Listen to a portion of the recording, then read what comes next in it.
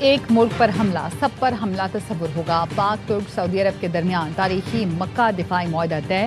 سعودی ولی عہد محمد بن سلمان، وزیر اعظم شہباز شریف اور ترک صدر رجب طیب ایردوان نے حدود حرم میں معاہدے پر دستخط کیے۔ اعلامیے کے مطابق قصر الصفا میں مشترکہ دفاع کے لیے سربراہی اجلاس کا انعقاد کیا گیا۔ سعودی ولی عہد نے وزیر اعظم شہباز شریف اور صدر ایردوان کا خیر مقدم کیا۔ مکہ مشترکہ دفاعی معاہدے کا مقصد کسی بھی جارحیت کے خلاف اجتماعی دفاع ہے۔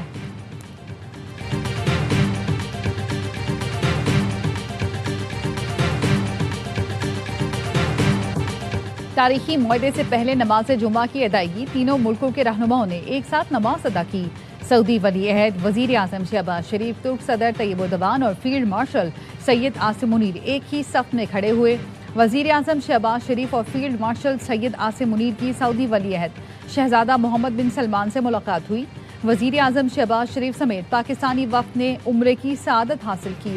پاکستانی وفد نے کعبہ شریف کی زیارت کی سعادت حاصل کی۔ ان کے لیے خانہ کعبہ کا دروازہ کھولا گیا۔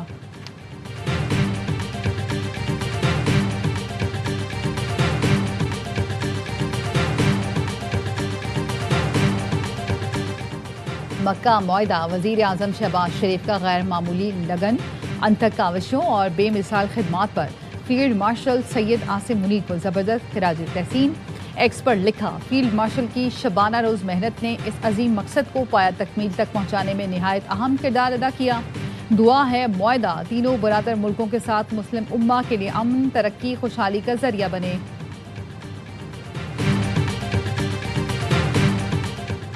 مکہ دفاعی معاہدے کے معمار پاک فوج کے سالار فیلڈ مارشل سید عاصم منیر کو پاکستان، سعودی عرب اور ترکی کے مشترکہ دفاعی معاہدے کے آرکیٹیکٹ کے طور پر پیش کیا جا رہا ہے، جنہوں نے اہم دفاعی معاہدوں کی راہ ہموار کی۔ پیش رفت کو فیلڈ مارشل سید عاصم منیر کے وژن کا نتیجہ قرار دیا جا رہا ہے۔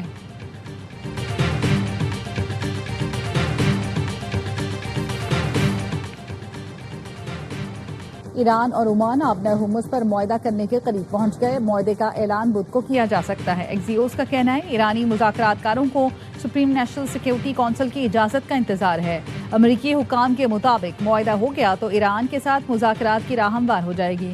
معاہدہ ہوتے ہی امریکہ ایرانی بندرگاہوں کا محاصرہ ختم کر دے گا۔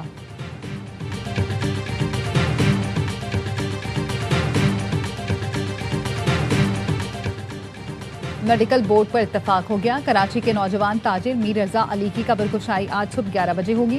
مجسٹریٹ کی نگرانی میں میڈیکل بورڈ کارروائی کرے گا۔ کنوینر پولیس سرجن کراچی نے قبر کشائی کا شیڈیول جاری کر دیا۔ بورڈ ممبران، ایس ایس پی ایسٹ، متعلقہ ایس ایچ اوز اور تفتیشی افسر کو بھی آگاہ کر دیا گیا۔ میر رضا علی کی قبر کشائی کے لیے پرانا میڈیکل بورڈ بحال۔ والد کے مطالبے پر حکومت سندھ نے گھٹنے ٹیک دیے۔ سب سے پہلے بنائے گئے میڈیکل بورڈ کا نوٹیفیکیشن جاری کر دیا۔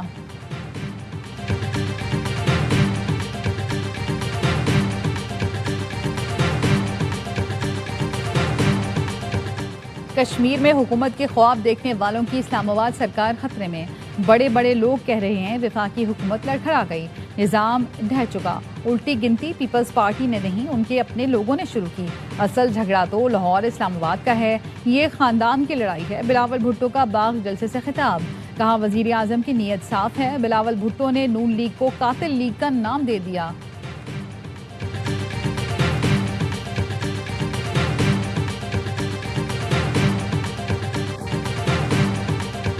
پیٹرول 2 روپے 20 پیسے فی لیٹر سستا کر دیا گیا۔ پیٹرول کی نئی قیمت 327 روپے 62 پیسے فی لیٹر ہو گئی۔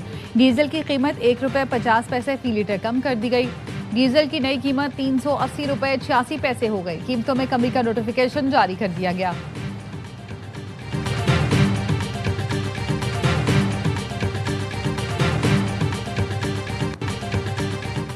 اور field marshal Syed Asim Munir, naval chief admiral Naveed Ashraf اور air chief marshal Zaheer Babar Sidhu کا میجر طفیل محمد شہید کی برسی پر خراج عقیدت۔ میجر طفیل محمد شہید نے دشمن کے خلاف غیر معمولی بہادری اور جرأت کا مظاہرہ کیا۔ شدید زخمی ہونے کے باوجود مشن کی کامیابی تک دشمن کا ڈٹ کر مقابلہ کیا۔ میجر طفیل محمد شہید کی بے مثال قربانی پر انہیں نشان حیدر سے نوازا گیا۔ آئی ایس پی آر کا کہنا ہے میجر طفیل شہید کی جرأت، فرض شناسی اور قربانی قوم کے لیے مشعل راہ ہے۔ حکمرانوں نے عوام کا جینا مشکل کر دیا، انہیں کیا پتا مہنگائی کیا ہوتی ہے۔ پیٹرولیم مصنوعات کی قیمتوں کے ساتھ ٹیکسز اور لیوی بھی بڑھا دی گئی۔ لیوی کسی صورت قبول نہیں، حکومت اسے ختم کرے۔ لیوی ختم ہونے سے عام آدمی کو ریلیف ملے گا۔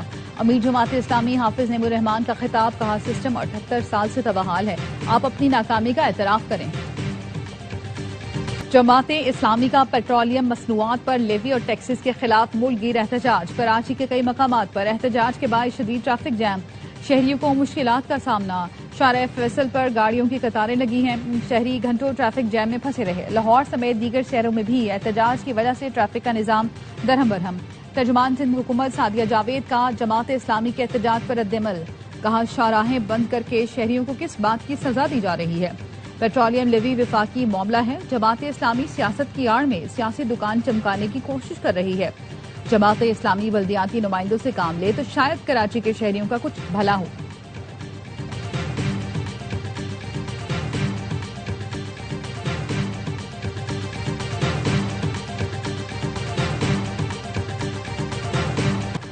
ایران کے ساتھ جنگ جلد ختم ہو جائے گی، ایران زیادہ دیر تک جنگ جاری رکھنے کی پوزیشن میں نہیں ہے۔ امریکی صدر ٹرمپ کہتے ہیں جنگ ختم ہوتے ہی گیس کی قیمتیں پھر کم ہو جائیں گی۔ صدر ٹرمپ نے اعتراف کیا کہ امریکی فوج کو بعض اقسام کے ہتھیاروں کی دستیابی میں مشکلات کا سامنا ہے۔ اسلحہ ذخائر کی معلومات کیسے افشا ہوئیں، صدر ٹرمپ نے تحقیقات کا حکم دے دیا۔ وال اسٹریٹ جرنل کا کہنا ہے صدر ٹرمپ نے ایران جنگ کے تناظر میں گولہ بارود کے ذخائر میں کمی سے متعلق میڈیا رپورٹ سامنے آنے کے بعد فیصلہ کیا۔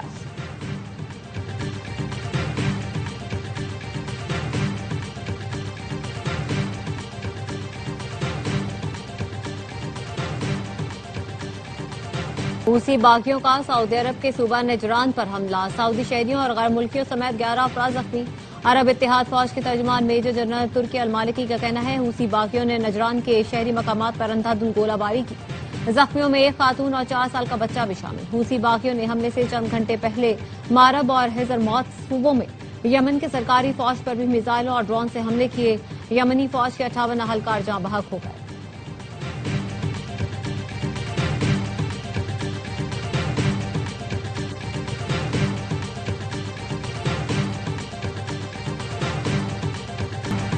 میں نے پی ٹی آئی کو مذاکرات کی کوئی دعوت نہیں دی۔ عامر ڈوگر سے ملاقات میں قومی اسمبلی کے آئندہ اجلاس پر گفتگو ہوئی۔ یوم آزادی کی تقریب کے لیے ان کے ایم این ایز کے نام مانگے، اس کے علاوہ کوئی بات نہیں ہوئی۔ طارق فضل چودھری سے مذاکرات کی کوئی بات ہوئی ہو تو مجھے پتہ نہیں۔ اسپیکر ایاز صادق کہتے ہیں ہر مسئلے کا حل مل بیٹھنے میں ہے، مگر میڈیا میں کہہ دینے سے مذاکرات نہیں ہوتے۔ پی ٹی آئی کے اپوزیشن لیڈر کو شاید مذاکرات کی اجازت نہیں ملی۔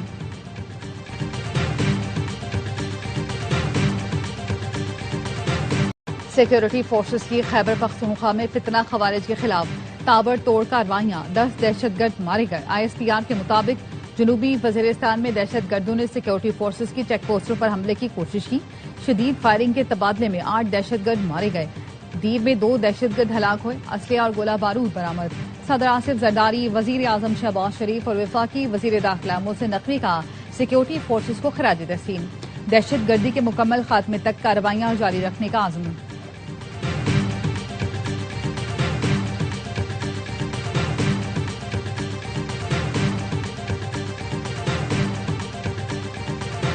چند پی ٹی آئی رہنماؤں کا علیمہ خانم کے اعتراض پر سہیل آفریدی سے استفسار۔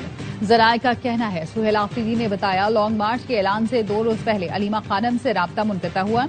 ایم این اے شاہد خٹک اور مینا خان علیمہ خانم سے مسلسل رابطے میں رہتے ہیں۔ علیمہ خانم کی حالیہ ریلیوں میں شاہد خٹک، مینا خان ہمراہ مشاورت میں شامل تھے۔ Mahmood Achakzai P T I long march کی پبلک سپورٹ کے لیے جرگہ کریں گے۔ بانی پی ٹی آئی کی رہائی اور عوامی مسائل کے لیے بلوچستان اور کے پی میں جرگہ ہوگا۔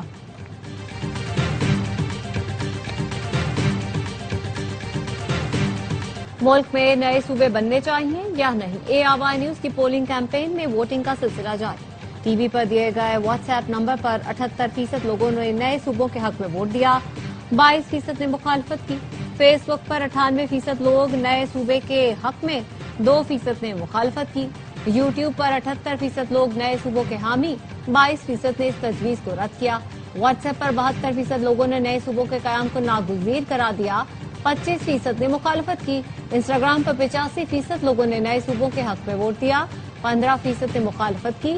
सोशल मीडिया प्लेटफॉर्म एक्स पर 75% लोगों ने नए सूबों के हक में वोट दिया। 22% ने नए सूबों की मुखालफत की। पोलिंग का अमल अब भी जारी है। आप इन प्लेटफॉर्म्स पर जाकर वोट कर सकते हैं या टीवी पर दिए गए नंबर पर अपनी राय दे सकते हैं।